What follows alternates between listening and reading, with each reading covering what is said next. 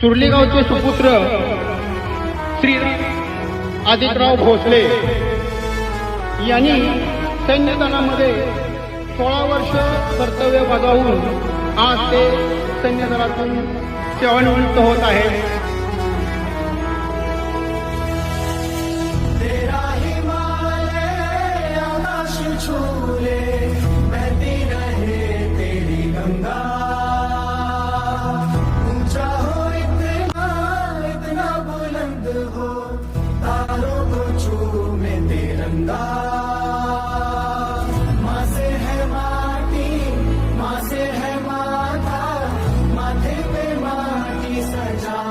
चले आए